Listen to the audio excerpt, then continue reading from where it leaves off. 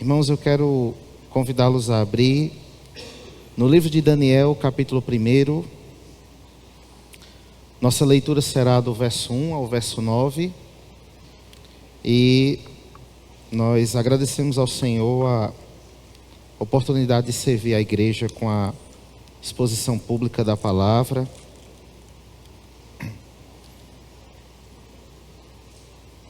Nessa mais um culto de oração que o Senhor nos concede. Daniel, capítulo 1, verso 1 ao verso 9. No decorrer da exposição, nós ainda iremos para mais alguns versículos, mas por hora, essa é a nossa leitura inicial. O texto sagrado diz assim, versículo 1. No ano 3º do reinado de Jeoaquim, rei de Judá, Nabucodonosor, rei da Babilônia, veio a Jerusalém e a sitiou. Verso 2. O Senhor entregou nas mãos dele Jeoaquim, rei de Judá, e alguns dos utensílios da casa de Deus. Nabucodonosor levou esses utensílios para a casa de Siná, para o templo do seu Deus, e o pôs na casa do tesouro do seu Deus. Depois o rei ordenou a Aspenaz, chefe dos seus eunucos, que trouxesse algum dos filhos de Israel, tanto da linhagem real como dos nobres, jovens sem nenhum defeito, de boa aparência, sábios, instruídos, versados no conhecimento, e que fossem competentes para servir no palácio real. E que Aspenaz lhes ensinasse a cultura e a língua dos caldeus. Verso 5. O rei determinou que eles recebessem uma alimentação diária, tirada das finas iguarias da mesa real e do vinho que ele bebia. Os jovens deveriam ser educados ao longo de 3 anos e ao final desse período passariam a servir o rei. Entre eles se achavam Daniel, Ananias, Misael e Azarias, que eram da tribo de Judá. O chefe dos eunucos lhes deu outros nomes, a saber, a Daniel, o de Beltesazar, a Ananias, o de Sadraque, a Misael, o de Mesaque, e a Azarias, o de Abidnego. Daniel resolveu não se contaminar com as finas iguarias do rei, nem com o vinho que ele bebia. Por isso pediu ao chefe dos eunucos que lhe permitisse não se contaminar. Verso 9 e último, por enquanto. E Deus concedeu a Daniel misericórdia e compreensão da parte do chefe dos eunucos. Amém? Peço aos irmãos, por gentileza, que deixem esse texto aberto. Vamos para mais uma palavra de oração, rogar ao Senhor, para que Ele continue sendo gracioso para conosco, para esse momento tão solene de exposição pública da Escritura. Amado Cristo, nós oramos a Ti, Senhor, como igreja do Senhor, de uma forma muito solene, com o coração muito constrangido, coração muito consternado, Senhor, para que Teu Espírito Santo, Senhor, nos conceda toda a iluminação necessária para que a exposição desse texto seja feita, realizada de forma fiel. Para que cada um, Senhor, dos meus queridos irmãos possam, de acordo com essa exposição, levar para casa, Senhor, e carregar no coração preciosas aplicações.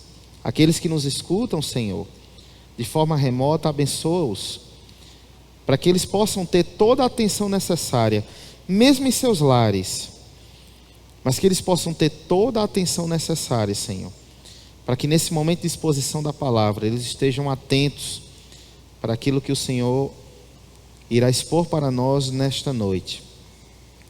Rogo, Senhor, pela minha vida, para que, ó Deus, meu vocabulário seja de forma decorosa, adequada, solene, para que a Tua palavra seja pregada, Senhor, da maneira a qual o Teu Santo Espírito nos instrui. É assim que nós oramos a Ti, ó Deus, pelos méritos do nosso Senhor Jesus Cristo. Amém. Meus queridos irmãos, nós estamos diante de um texto muito conhecido por todos nós como Igreja de Cristo. E quando eu digo um texto muito conhecido, é um texto que de pronto nós já temos ideia de várias aplicações às quais esse texto cabe muito bem. Uma vez que nós conhecemos não só de pregações no púlpito, mas nós conhecemos também de muitos outros contextos, talvez de conferências, talvez de momentos de reunião de oração ou muitas outras ocasiões. Daniel capítulo 1, inclusive, é o texto que, em muitos contextos de culto de jovens, por exemplo, é um texto sempre muito referenciado, e não à toa, porque é um texto que nos possibilita pensar em muitos aspectos, sobretudo porque nós temos aqui jovens, pela maneira como o texto nos apresenta, nós temos uma ideia de que Daniel e os seus amigos estavam aqui na condição de ainda jovens. Então, é um texto o qual nós podemos e temos condição de aprender muitas lições. Não diferente de outras vezes e talvez de outras exposições que nós já tivemos desse texto, sobretudo aqui na nossa amada igreja local, eu quero pensar com os irmãos da maneira como Deus utiliza da vida desses jovens, da maneira como Deus, de uma forma muito interessante, muito soberana, utiliza não só da vida deles, da piedade deles, da religiosidade deles, da fidelidade deles, mas como Deus utiliza de muitos atributos desses jovens para que o nome de Deus seja glorificado em terra estrangeira. Esse, inclusive, dessa nossa breve meditação, é o tema a qual eu pretendo com esse texto. Glorificando a Deus em terra estrangeira. E logo de início, o versículo 1, ele já nos dá algumas informações contextuais bem interessantes. Vamos para o versículo 1. No ano 3º do reinado de Joaquim, rei de Judá, Nabucodonosor, rei da Babilônia, veio a Jerusalém e a sitiou. Esse é um episódio, irmãos, que no Antigo Oriente ele é mais comum do que a gente pensa. Nós temos aqui a Babilônia, vamos entender na figura de um império, de um grande império, de um poderoso império. E Jerusalém aqui, e nós entendemos que isso acontece pela soberania de Deus, fica muito claro para nós no versículo 2, não é a primeira vez que o povo de Deus, inclusive, passa por uma situação dessa, que Deus entrega Jerusalém nas mãos inimigos, nas mãos de um império, por entre muitas outras razões, sobretudo ligadas à desobediência do povo de Deus para com Deus e para com a lei de Deus. E aqui Jerusalém ela é sitiada. Jerusalém é sitiada. E no momento que Jerusalém é sitiada, irmãos, há alguns eventos que eram muito comuns no momento como isso acontecia, eram levar o povo cativo como escravo, que é o que acontece aqui, e entre muitas outras coisas, essa forma de sitiar, ela carrega sobretudo um componente religioso. Um componente religioso. Veja o verso 2, as informações contextuais que o verso 2 nos apresenta.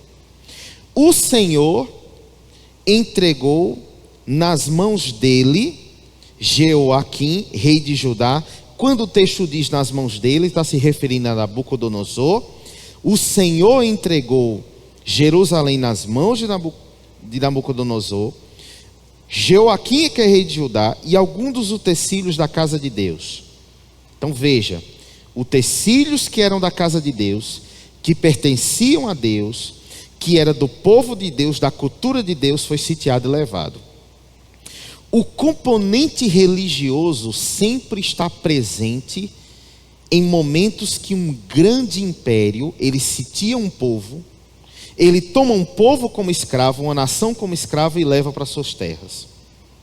Tanto é que o versículo 2 ainda nos diz: Nabucodonosor levou esses utensílios para a terra de Siná, para o templo do seu Deus. Leia aí que no caso nós temos Deus na letra minúscula, e os pôs na casa do tesouro do seu Deus. O Que significa? O que o verso 2 nos traz como informação contextual? Que os utensílios que era da casa de Deus, do povo de Deus, que representava a Deus, foram levados para um templo estranho, para um templo babilônico, que havia ali uma representação de um deus pagão, ou de deuses pagãos.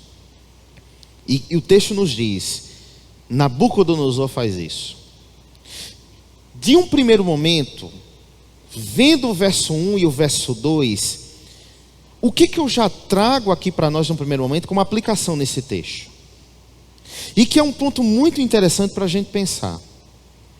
Meus queridos irmãos, à luz desse texto, é muito claro para nós, como de forma soberana, Deus coloca seus servos em locais e contextos específicos. Deus coloca seus servos em locais específicos, em regiões específicas e mais. Deus coloca os seus servos dentro de uma contextualidade aversa à cultura de Deus, aversa ao povo de Deus, aversa à língua de Deus. E aí, irmãos, eu queria que a gente pensasse nessa questão, e eu queria que a gente aplicasse no nosso coração algumas questões que elas são interessantes aqui. Talvez muitos de nós, em alguns momentos da nossa vida, ou talvez no momento da vida que nós estamos agora, quantas vezes talvez alguns de nós já falamos em tom interrogativo a Deus? Por que eu estou onde eu estou? Por que eu trabalho onde eu trabalho? Por que eu tenho a profissão que eu tenho? Por que, Senhor, Tu me colocas num lugar que é avesso à Tua cultura? De pessoas que não glorificam Teu nome, de pessoas que são ímpias, de pessoas que inclusive são blasfemas do Teu nome. Talvez alguns de nós aqui já tenham feito essa pergunta no nosso coração. De um local de trabalho que você está e que gostaria que não estivesse. Você gostaria, e que talvez você já até orou, que Senhor, o Senhor poderia me tirar daqui, Senhor. Sendo que à luz desse texto eu percebo, irmãos, de uma forma muito plena, que eu acho que é o momento para nós que já fizemos essa pergunta, esse questionamento a Deus, talvez à luz desse texto é o momento da gente redirecionar nossa compreensão sobre o lugar que nós estamos. Por quê?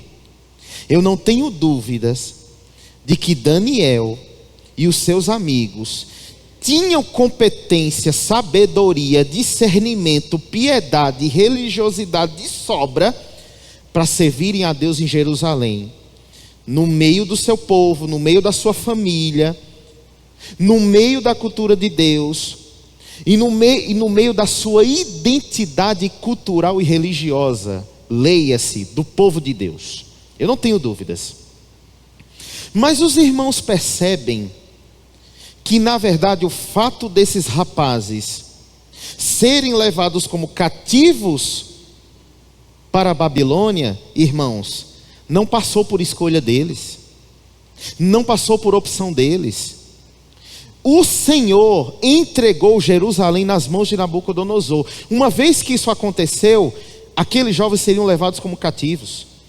E foi o que ocorreu, foram levados como escravos. Eu aprendo aqui de uma forma muito clara, muito plena, que a profissão que nós temos, a carreira que nós temos, a vocação que nós temos, os lugares onde nós estamos, os lugares profissionais, sociais que o Senhor nos leva, uma vez que a nossa vida é conduzida por Cristo, eu plenamente tenho convicção, irmãos, que isso passa pela soberania de Deus e não por nós. Então talvez, se nós, ou qualquer um de nós aqui, ou aqueles que nos assistem e nos acompanham de forma remota, já tenha feito um questionamento a Deus, dizendo: Senhor, por que eu ainda estou aqui? Por que eu ainda trabalho no meio dessas pessoas e por que eu ainda estou neste lugar? Talvez, à luz desse texto e dessa exposição, é um momento da gente redirecionar nossa pergunta e dizer: Senhor, para que eu estou aqui? Por que, Senhor, faz 5, 10, 15 anos nessa empresa, Senhor, e não abre outra porta? Não tenho outra oportunidade. Eu já até busquei, Senhor. Eu já até tentei, mas não abre. O Senhor quer que eu esteja aqui. Por quê? Para que o Senhor quer que eu esteja aqui? E aqui, meus irmãos, é muito interessante a gente pensar que ao longo da história do povo de Deus, sobretudo na contextualidade do Antigo Testamento, não é apenas com Daniel e com seus amigos que isso acontece. Meus irmãos, analise comigo, como é que o Senhor, na sua soberania, fez com que Moisés fosse um homem mais capacitado e conhecedor das ciências e das tecnologias egípcias da sua época, tendo como status filho da filha de Faraó, inteligente, com sabedoria, com conhecimento científico que Moisés poderia ter na sua época, e o Senhor fez com que esse menino se tornasse, dado as suas devidas proporções, um doutor em ciências sociais egípcias, científicas, no Egito. Mas quando nós lemos a história do povo de Deus, nós entendemos por quê e para quê. Da mesma forma, o Senhor faz com José. Meus irmãos, a narrativa de José é uma das narrativas mais impressionantes que eu já li da história do povo de Deus, mais impressionante. Todas as vezes que eu perpasso em leituras pela narrativa de José, eu acho impressionante. Eu acho, na verdade, maravilhoso o que Deus faz na vida daquele rapaz. Mas quis o Senhor que aquele rapaz se tornasse quem era no Egito. E quis o Senhor que Daniel e seus amigos fossem para a Babilônia. Com base nisso, o que no primeiro momento a gente já analisa, irmãos, a partir do verso 3. Vamos para o verso 3. Depois, o rei ordenou a Aspenaz, chefe dos eunucos, que trouxesse alguns dos filhos de Israel, tanto da linhagem real, como dos nobres. Olha o verso 4. Jovens, sem nenhum defeito, na NAA aqui, sem nenhum defeito. Jovens sem nenhum defeito, de boa aparência, sábios, instruídos, versados no conhecimento e que fossem competentes para servirem no palácio real. E que Aspenaz lhes ensinassem a cultura e a língua dos caldeus. O que me chama a atenção o verso 3 e verso 4? Em primeiro lugar, os irmãos percebem, e isso é uma discussão muito dentro de conhecimentos antropológicos.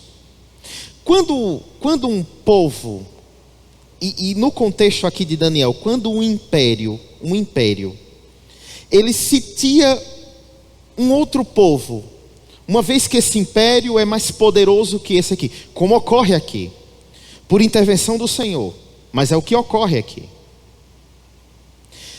Um dos primeiros pontos cruciais para que esse povo que foi conquistado se assimilasse agora com o povo que o conquistou, primeiro, ensinar a língua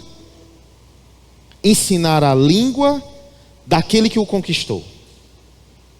Segundo, uma vez que aprendesse a língua, aprenderia também a cultura desse povo. Ou seja, Daniel e os seus amigos foram ensinados na língua dos caldeus, a língua falada pelos babilônicos.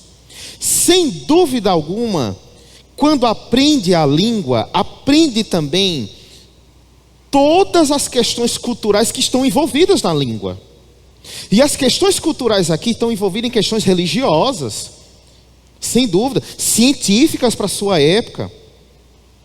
Ou seja, o que nós percebemos no verso 3 e no verso 4? Daniel e os seus amigos foram submetidos a uma perda de identidade. Meus queridos irmãos, uma vez que eles estavam em terra estrangeira, subalternizados numa condição de inferioridade, eles tiveram que aprender essa língua. Eles tiveram, meus irmãos, que dentro dessa circunstancialidade, esquecer o idioma que eles aprenderam, a língua que eles aprenderam, e mais, a língua que eles aprenderam, a palavra de Deus.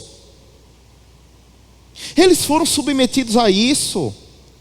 Tiveram que aprender a cultura dos babilônicos, sem dúvida alguma, a história dos deuses babilônicos.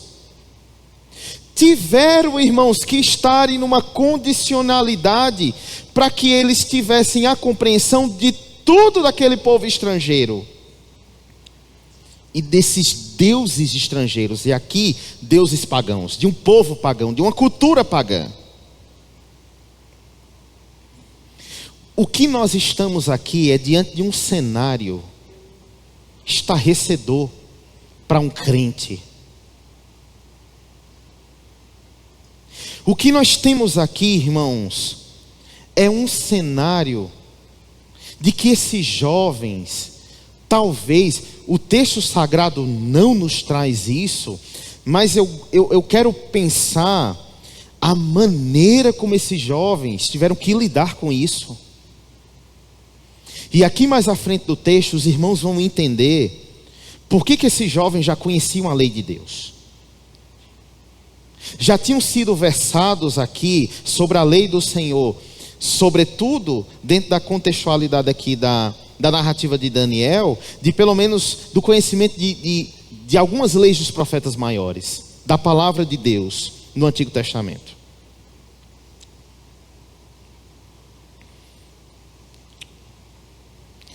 Mas uma coisa me chama ainda mais a atenção, sobretudo no verso 4.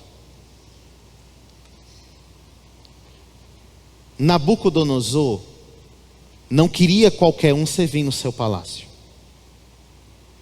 Ele não queria que fosse qualquer jovem que estivesse com ele, servindo com ele.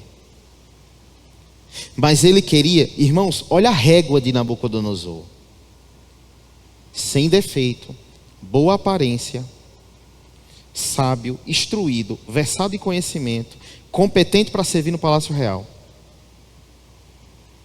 O que eu aprendo aqui? E para mim isso aqui é uma lição muito preciosa.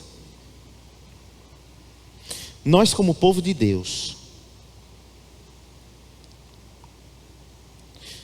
povo de Deus comprado pelo precioso sangue de Jesus, seja qual for o espaço profissional que nós tivermos, carreira, vocação, é importante que nós sejamos o melhor que nós pudermos, o mais excelente que nós pudermos. É importante que na administração, empresa, que eu e você trabalhem, é fundamental que nós tenhamos os melhores exemplos, os melhores testemunhos. É importante que a gente faça isso com excelência. Por que, Leandro? Porque Deus é glorificado na forma como eu sou, sobretudo na minha vida pública. E eu digo mais: o Senhor usa da inteligência desses rapazes, da boa aparência desses rapazes, da educação desses rapazes, do discernimento desses rapazes, do conhecimento das ciências desses rapazes, para que o nome dele seja glorificado na Babilônia. Como isso é importante para o povo de Deus. Como é importante para um estudante que ele seja o melhor aluno possível da sua sala. Como é importante que para o crente ele seja o melhor funcionário, o melhor colaborador possível da sua empresa. Como é importante para um crente que ele seja o melhor empregador possível, de forma justa, para com seus empregados. Como é importante.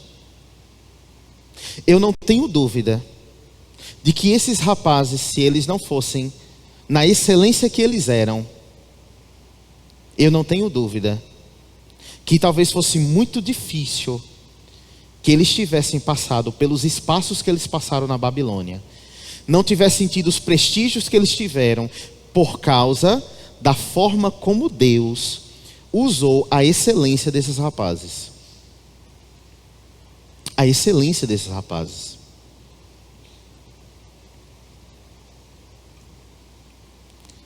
O que eu acho que a gente precisa, irmãos, carregar no nosso coração? Que nós glorificamos a Deus com tudo que temos.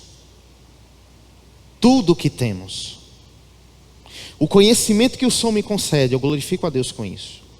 A profissão que eu tenho, eu glorifico a Deus com isso. Amanhã, às 7 horas da manhã, quando eu estiver no local que eu trabalho, a maneira como eu entro na minha sala de aula, como eu abordo meus alunos, como eu digo bom dia, com as roupas que eu chego, com a aula que eu dou, eu posso glorificar a Deus com tudo isso.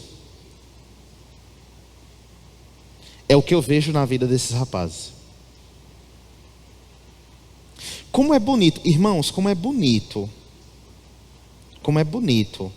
A exemplo desses rapazes, quando lidamos com crentes que têm boa educação. Educado. Crente que é educado. Crente que sabe que é obrigação do garçom servir a mesa dele. É obrigação, é trabalho dele. Mas que ele diz muito obrigado. Muito grato, viu? Deus lhe abençoe. É obrigação dele servir sua mesa. Mas ele diz muito obrigado. Quando ele vai no caixa, que ele faz o pagamento, ele diz muito obrigado, Deus abençoe você. É obrigação da moça tratar bem, do rapaz tratar bem, do garçom. A exemplo de um restaurante, por exemplo. Mas pode se aplicar em qualquer lugar. Mas é um crente educado. É fino. É elegante nas palavras. Como é bom lidar com crentes assim. E infelizmente, como é complicado o contrário.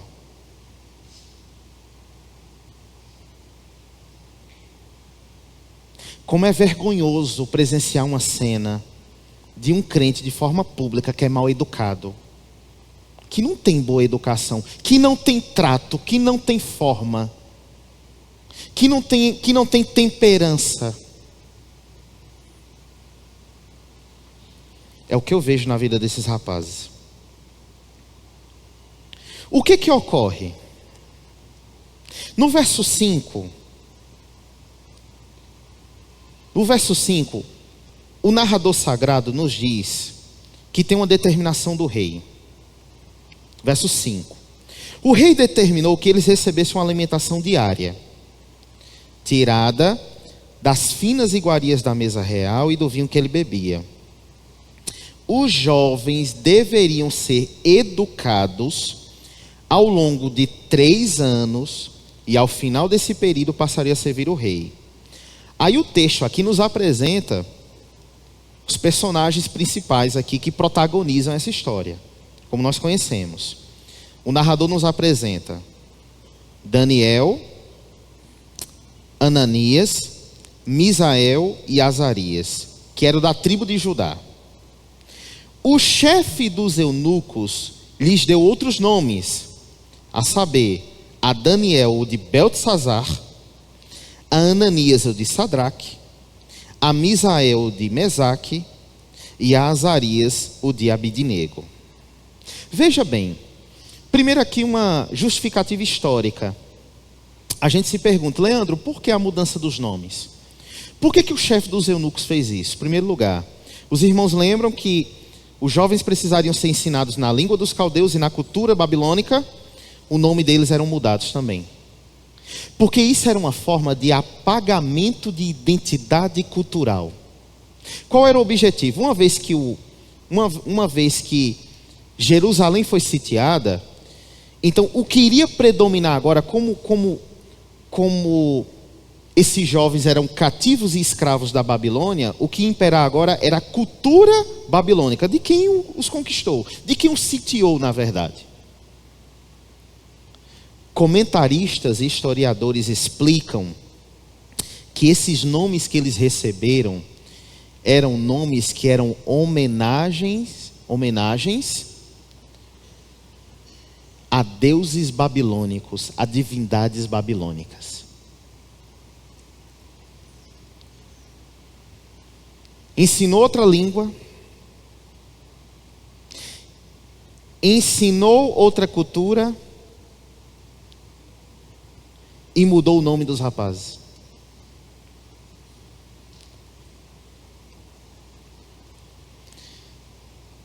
Para a gente analisar essa questão aqui, a gente tem que entender o que eram essas iguarias, essas finas iguarias.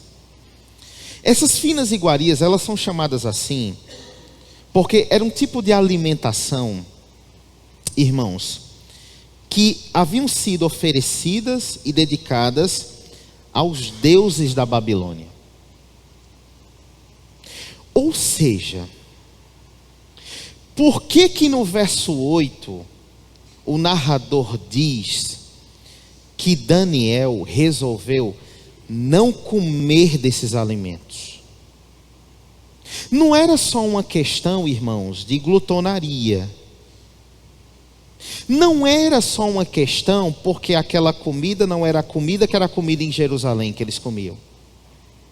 Mas é porque a comida naquela mesa, ela tinha componente religioso. Para Daniel, a comida daquela mesa, já que eram oferecidas aos ídolos babilônicos, era ofensa a Deus. O que eu entendo, irmãos, de uma forma muito clara aqui? Para Daniel, as coisas que ele fazia, o que ele comia, quem ele era, tinha na verdade significado espiritual. Para Daniel, nos nossos dias, São João tem componente religioso pagão. Para Daniel, meus irmãos, para Daniel, questões culturais não são maiores que o Evangelho. Para Daniel, não é porque ele está no lugar que ele está, que ele vai concordar com a impiedade que reina. E aqui, irmãos, eu acho que é um ponto central dessa breve meditação.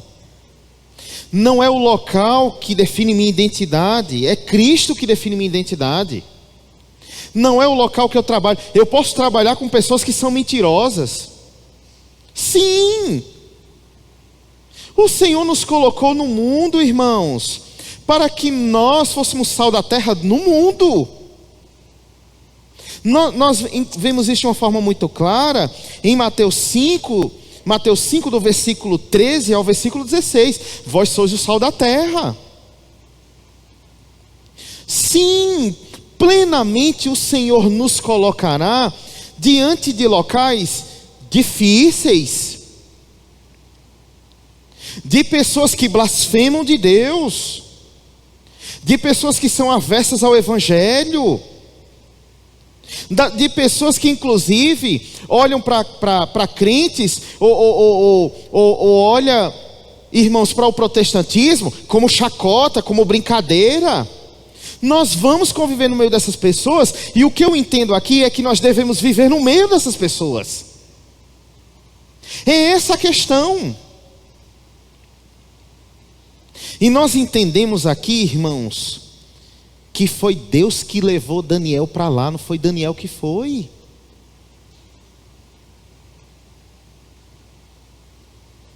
É interessante que é muito bom e de certa forma é confortável ao coração quando os ambientes, sobretudo profissionais que nós profissionais, acadêmicos, sociais, que nós convivemos, são circundados de pessoas crentes. E isso é bom. Mas, na verdade, a gente aprende aqui nesse texto também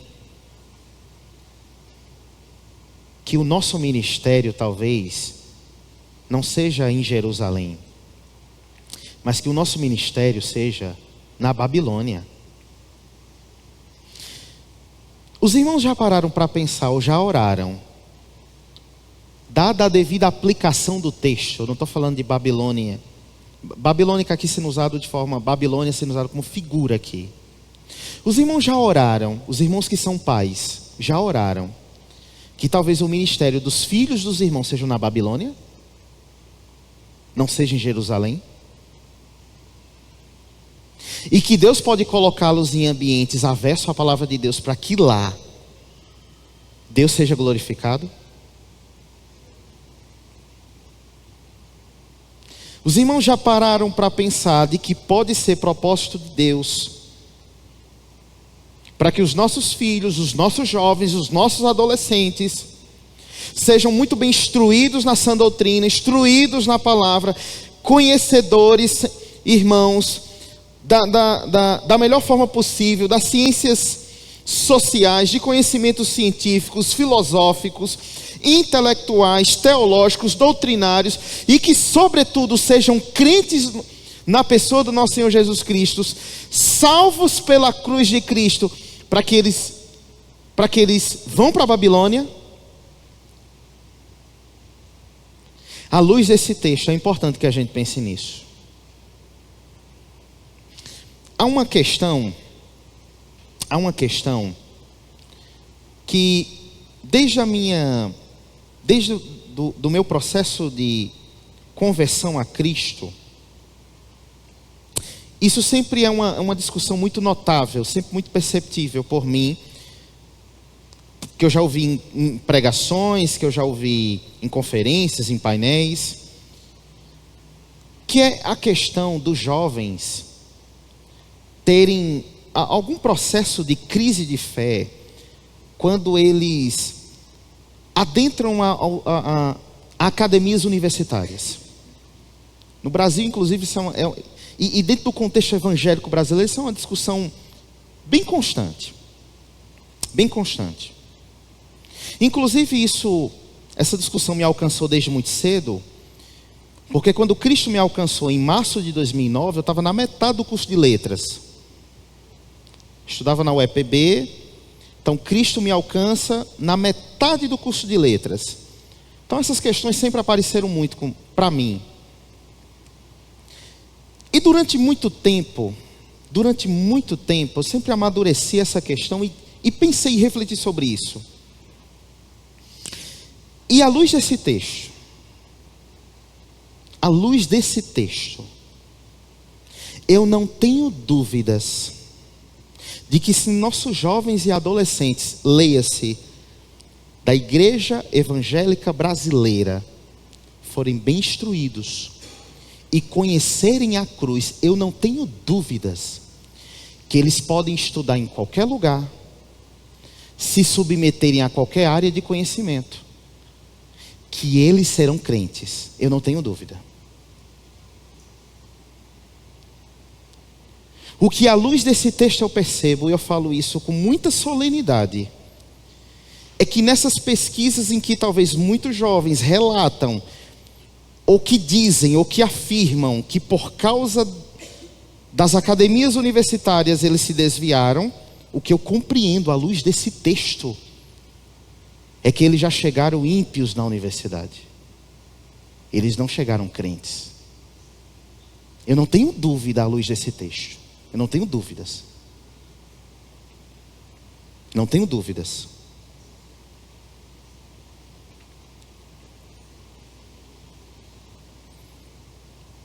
O que ocorre? Isso no verso 8. Daniel resolveu não se contaminar com as iguarias do rei. Sem dúvida nós entendemos a razão disso. Sendo que, veja bem, irmãos, a situação de Daniel. Daniel chegaria para Nabucodonosor no trono. Daniel faria assim: vem cá, Sadraque, Mesaque, Abednego, vamos juntar aqui. Colocar a mão o dedo na cara de Nabucodonosor. Nabucodonosor, vem cá. Tu acha que eu vou comer dessa comida aí? Eu sou crente, Nabucodonosor. Vocês acham que Daniel faria assim? Ou Daniel fez assim? É um sonoro? Não. Daniel tinha autoridade para isso? Não, Daniel era escravo. Daniel faria o que, irmãos? E aqui eu aprendo lições éticas com Daniel. Lições éticas. Lições éticas. Por quê? Não é porque nós conhecemos a mensagem da cruz. Não é porque nós somos salvos na pessoa de Cristo Jesus, que a gente chega de todo jeito, em todo lugar, coloca o dedo na cara de qualquer um e vai fazer o que quer e de compensa. Porque eu sou crente, porque eu tenho autoridade, porque o Senhor me mandou e eu vou fazer assim. Não. Não. Eu não aprendo assim. Eu não aprendo assim. Pelo contrário.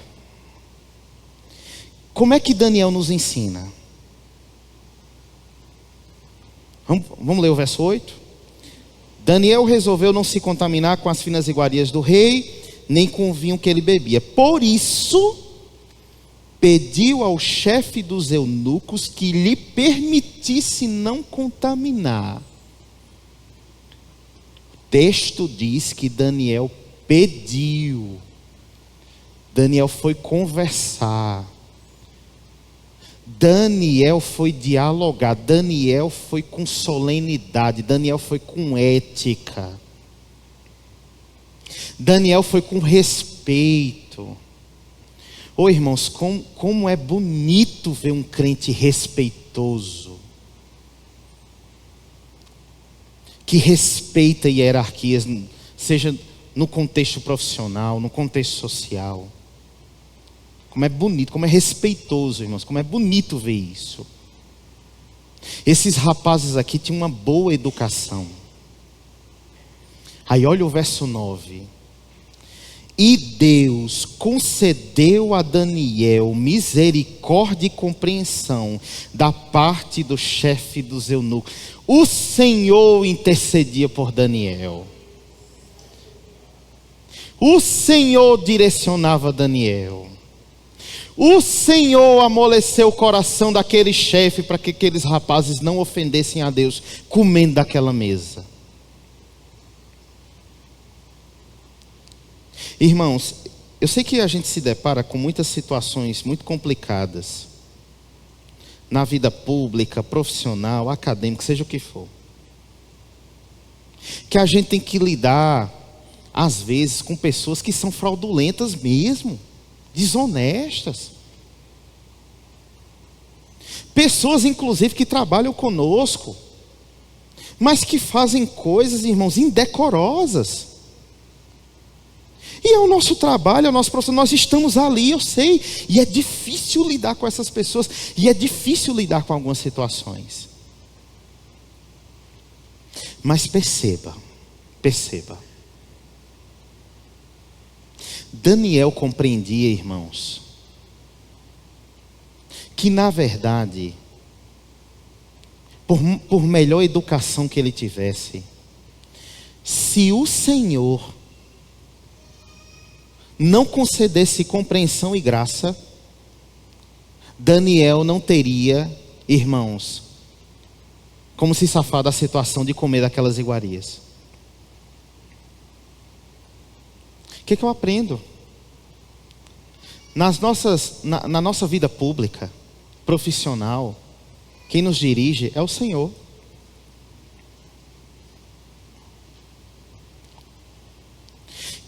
Quem nos ajuda a tomar decisões difíceis é o Senhor.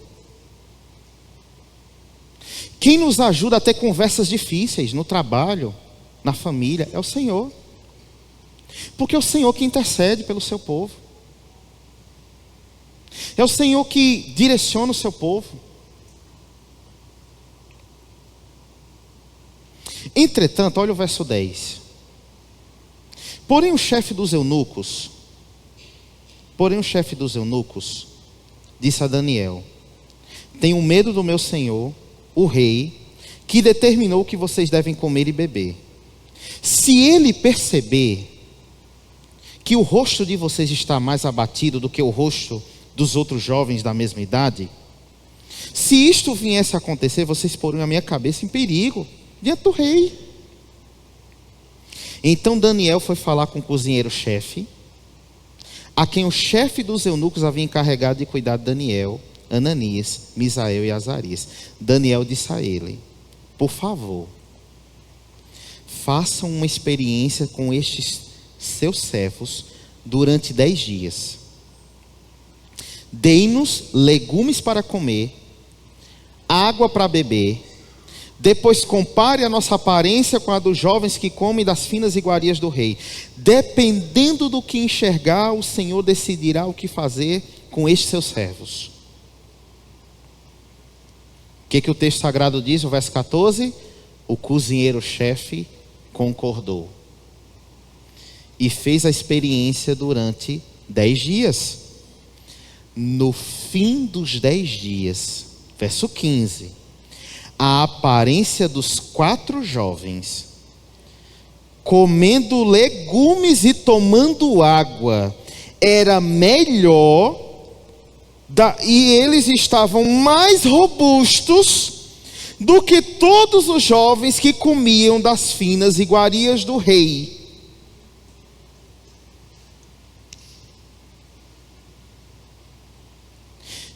Me diga uma coisa com muita sinceridade, irmãos. Como é que o Senhor não se compadece da situação de um crente ético? Como é que o Senhor não se compadece de um crente íntegro? Como é que o Senhor não responderia e não ajudaria um crente que procura fazer as coisas com excelência, sem fraude, sem mentira, sem contação, sem fraudulência, sem indecorosidade?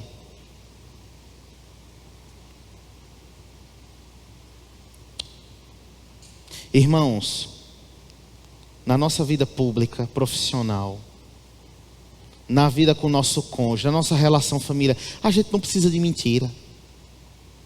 A gente não precisa de fraude. A gente não precisa omitir informação. A gente não precisa disso. Quem faz isso, irmãos, é quem está obscurecido por esse mundo. Como Paulo diz, que é dominado pelo Deus desse século. O povo de Deus, o povo que anda na luz, não precisa disso. O povo de Deus que anda na luz, olha para o seu chefe, para o seu empregador, cara a cara, e consegue ter uma conversa íntegra com ele, sem nenhum problema. Porque não está escondendo nada. Porque não tem fraude, porque não tem mentira no coração dele.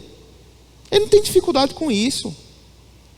O crente que anda na luz não tem nenhuma dificuldade de sentar cara a cara com a sua liderança pastoral e ter uma conversa franca. Ele não tem dificuldade disso não. Porque ele não tem fraude, ele não tem mentira, ele não tem enganação. Ele tem uma conversa franca com a sua liderança pastoral sem nenhum problema. Sem nenhum problema ele tem com qualquer um.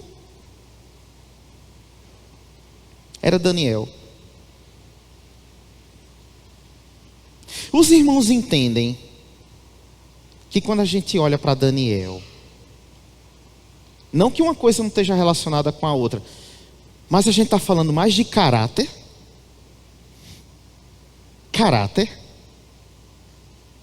A gente está falando mais de caráter aqui, quando a gente olha para Daniel.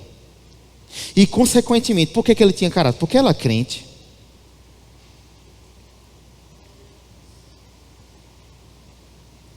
Ou seja, Deus é quem concede graça para os seus servos, mesmo no meio da impiedade. 2 aplicações finais e eu encerro. o lugar, o contexto, não define quem nós somos. Cristo define quem nós somos. Irmãos, olha que interessante. Quem escreveu esse livro? Quem é o autor desse livro? Quem escreveu essa narrativa?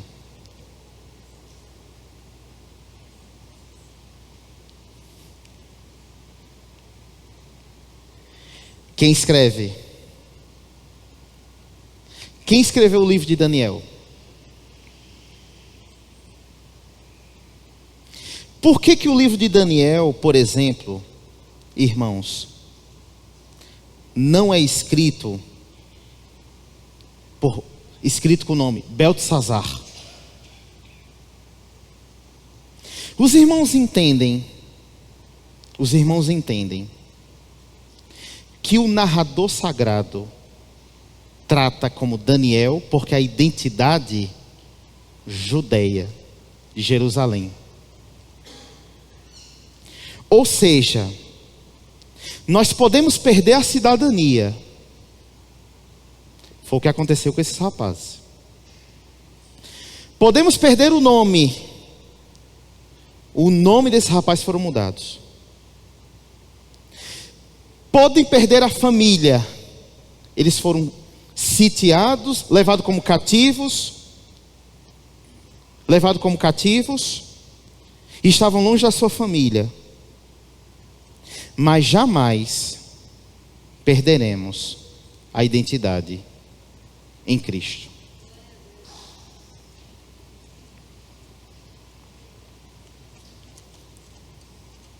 O nome foi mudado, terra estrangeira, a língua foi mudada, e mesmo na Babilônia, Deus é glorificado na vida desses rapazes.